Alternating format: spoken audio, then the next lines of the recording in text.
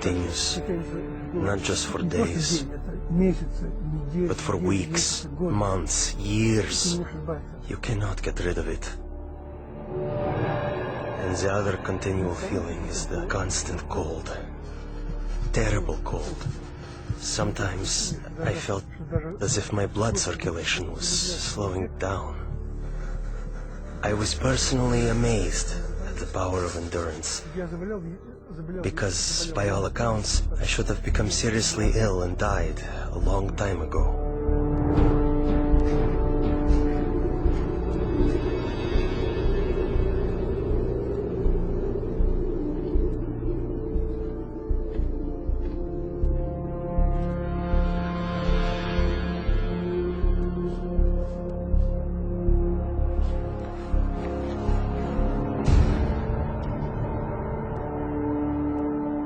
One night, I was thrown into a cell with a broken window.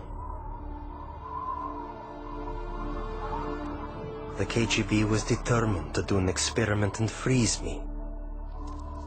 Later they would say he broke the window in his cell and died of cold. I felt despair. I thought to myself, has God really left me? Am I really forgotten and neglected? Have my years of suffering been in vain? And in my despair, I began to pray. I usually pray silently, but this time I started to appeal to God out loud. God, have you left me? My cries were bursting from a heart literally in utter despair.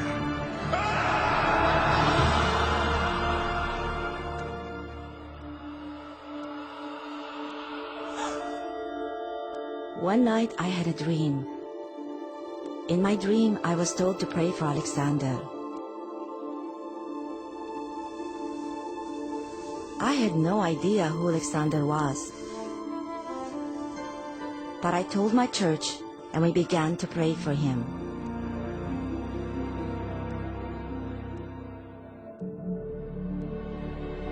And right then, I suddenly felt a palpable physical warmth. Not the kind that comes from a heater, but like when a mother draws her freezing child to her breast and warms him with her tearful breath of compassion. It was a very living, human warmth. It penetrates you as if piercing you to the heart. And inside your heart, a spring opens up, out of which flows peace. A wonderful, magnificent, soothing peace.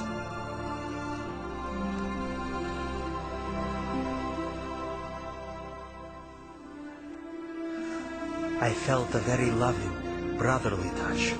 Someone's caring hand touching my shoulder. I actually felt it. And this gesture represented the words, "You are not alone. You are not abandoned. We are with you. We are sharing your suffering." This warmth was the energy God gave me to feel physically the heat of prayer with my own skin, my own being. As if the prayers converted the energy of love into the energy of warmth.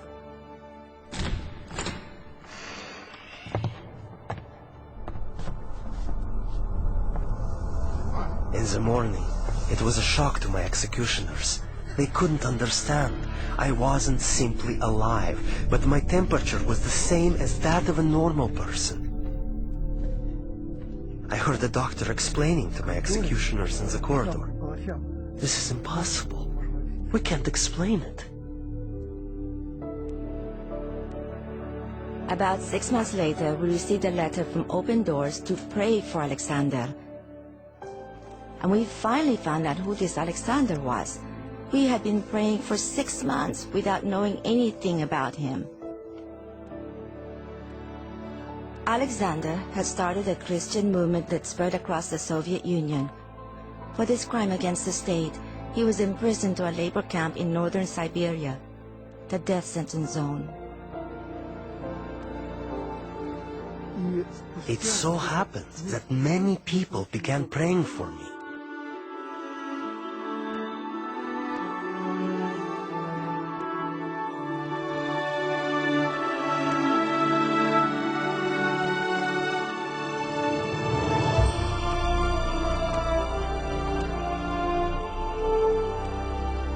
And that was exactly when they released me.